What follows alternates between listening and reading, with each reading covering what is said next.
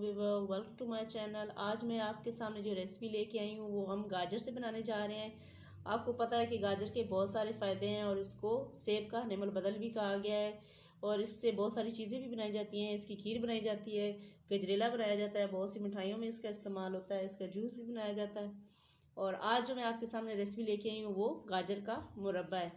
तो सबसे पहले मैंने तकरीबन 1 किलो के करीब मैंने गाजर लिए हैं। उनको मैंने अच्छी तरीके से धो के इनकी दोनों साइडें मैंने ये रिमूव कर दी हैं और इनको मैंने छील लिया है। मुरब्बे के लिए मैंने इनको यहाँ से हाफ़ करूँगी और इतनी इतनी मैंने इनको काट लेना है। ऐसे ही आपने सारी गाजरों को 2 हिस्सों में काट के फिर इनके ऐसे पीसेस कर लेने हैं। मैंने यहाँ पे इनके पीसेस कर लिए हैं। अभी हम इनको बॉयल करते हैं। तकरीबन 1.5 किलो पानी हम लेंगे और इसमें हम इनको बॉयल करेंगे। तो चलो इनको बॉयल करते हैं। पैन में गाजर ऐड कर दिए हैं। अभी हम इसके अंदर पानी ऐड करेंगे और इनको जब तक ये सॉफ्ट नहीं हो जाती इनको हम बॉयल करेंगे, ढक देंगे ऊपर से और इनको सॉफ्ट होने तक इनका वेट करते हैं। 10 मिनट गुजर चुके हैं। अभी मैं यहाँ पे फ्लेम को ऑफ कर देती हूँ और गाजरों को पानी से निकाल लेते हैं।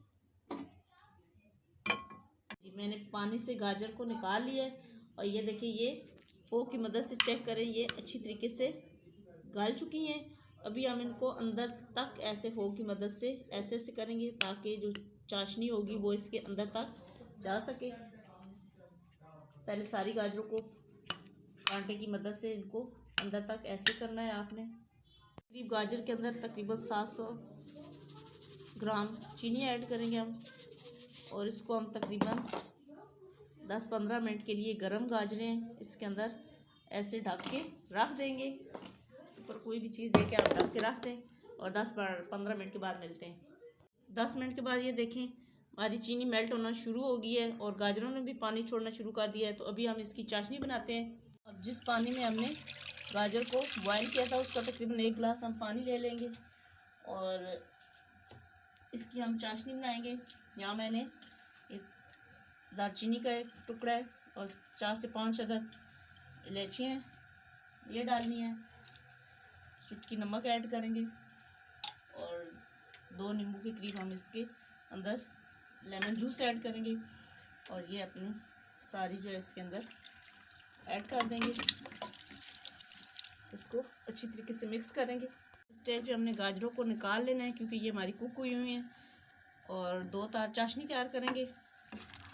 लिए अभी इसका शीरा 2 तार तैयार करने हैं। फिर हम इसके अंदर गाजरों को ऐड करेंगे। ये 2 तार हमारा शीरा तैयार हो गया। अभी हम गाजर इसके अंदर ऐड कर देंगे और इनको अच्छी तरीके से मिक्स करते हैं। अभी 3-4 मिनट तक हम इसको चाशनी के अंदर पकाएंगे। नींबू मैंने इसलिए डाला है कि ताकि हमारी जो शीरा है वो जमे नहीं और इसकी जो शाइनिंग है बहुत अच्छी तरीके से आती है गाजरों में। दालचीनी और इलायची से इसका फ्लेवर बहुत अच्छा आता है। तो हम इसको 2-3-4 मिनट तक शीरे के अंदर ऐसे इनको पकाएंगे और फिर अपना फ्लेम ऑफ कर देंगे। यहाँ पे हम फ्लेम को ऑफ कर देते हैं और इसको डिश आउट करते हैं। इसको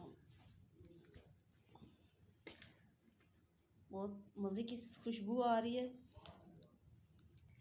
आप इसको रूम टेम्परेचर पे ठंडा करने के बाद किसी भी शीशे या प्लास्टिक के जार में डाल सकते हैं। अगर आप इसको ज़्यादा लंबा अरसा चलाना चाहते हैं तो आप इसमें टाटरी ज़रूर ऐड कीजिएगा।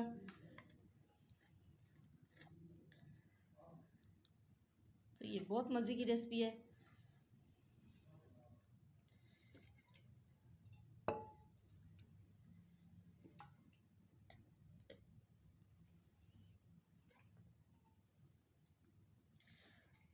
जब ये रूम टेम्परेचर पे ठंडी हो जाएगी तो आप इस तरीके का कोई जार ले लें اور اس جار کے اندر آپ اس کو ایڈ کر کے رکھ دیں.